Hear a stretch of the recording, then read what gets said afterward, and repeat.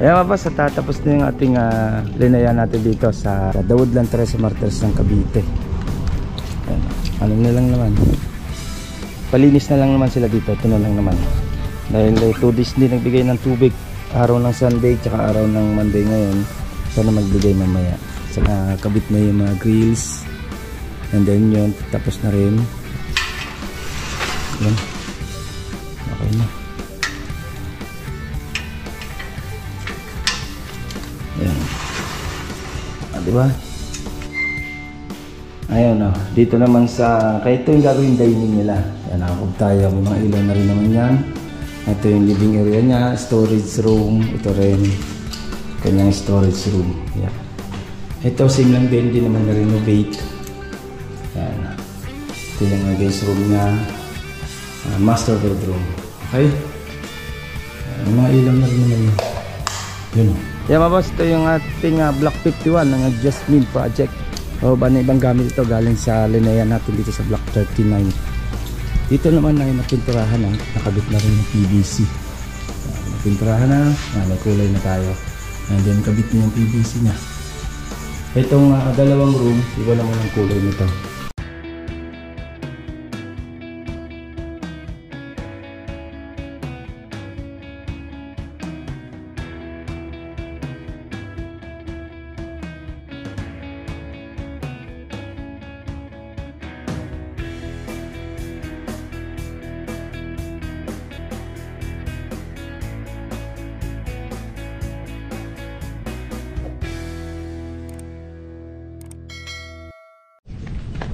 Yeah mga boss, good afternoon. Okay, dito tayo ngayon sa Daudlan Tres Martires na Cavite. Ayan, napansin nyo, palipat na tayo ng ating gamit. Ayan, lipat na doon sa Block 51. Tapos na to. At puro linis na lang naman. Ingin nga sa'yo. Puro linis lang naman. Check natin mga boss, kabit na yung mga grills natin. Ayan mga boss, tatapos na yung ating linaya natin dito sa Daudlan Tres Martires ng Cavite.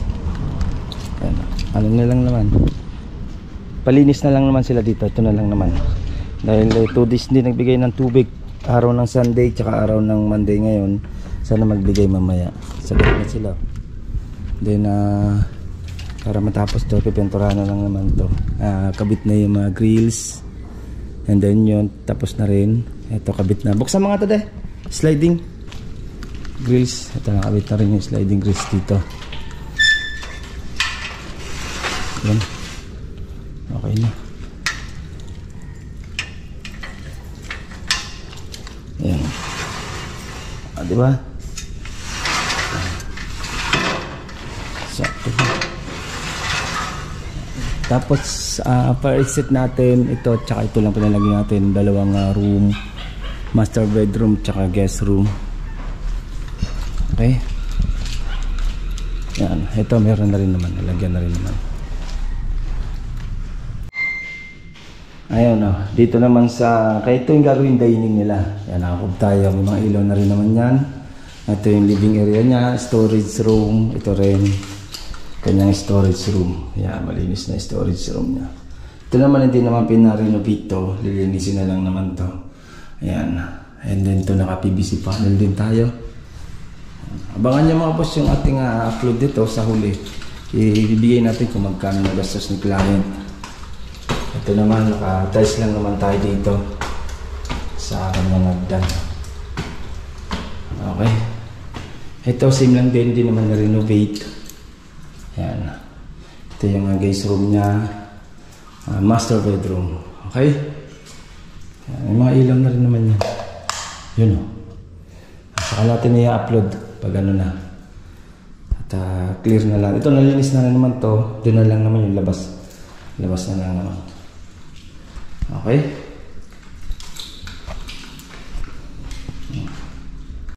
Yeah, babas, punta naman tayo sa Block 51 ng Jasmine. Sama na rin natin sa pag-upload dito. Block 51. Abangan nyo yung huling upload natin dito. Itong Block 39 ng Daudlan Tres Martires ng Cavite. Ito yung unang finish namin ng project dito. Yan. At sasabihin ko kung magkano yung nagastos ni client dito, kasama yung fence, yung gate, and then itong interior niya. Okay, tsaka mga grills. I-update natin yan. I-upload natin yan, boss. Okay, i-update natin sa Block 51 naman, Jasmine. Mga boss, at Block 51 tayo ng Jasmine. Dito rin yan sa Woodland Tres Martires ng Cavite. May pintura na, nakabit na rin yung PVC. Check natin mga boss. Mga boss, ito yung ating Block 51 ng Jasmine project. O ba na ibang gamit ito galing sa Linea natin dito sa Block 39. Dito naman ay napinturahan na, nakabit na rin yung PVC. Yan, napinturahan na, may kulay na tayo. And then kabit na yung PVC nya. You know, linis ng PVC nya. Tapos dito naman nya, check natin. Ito, nadala na natin yung tiles para dito. Nandiyan tiles? Sa ano? Baba mo na. Yan, nandiyan na yung tiles itong hagdan. Ito may kulay na rin. Itong dalawang room, iba naman ang kulay nito. Itong dalawang room. Ano? Ayos yung kulay.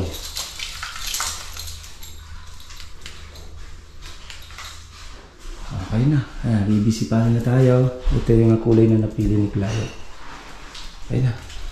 Ito na lang. Bibili na lang pala ito. Itong sa hamba para makulayan na rin. Ito meron na rin.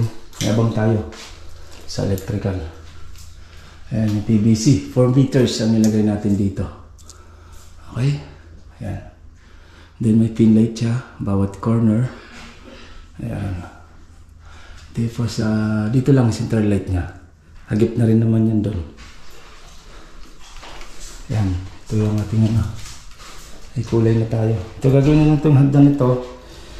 Gagawin natin dito. Lalong tataas ng step. Gagawin na natin step tong isa. At katingin na lang natin dyan. Gawin natin itong step din. Kung ano masyadong mataas siya. Ayan. Okay. Binababa na yung tiles.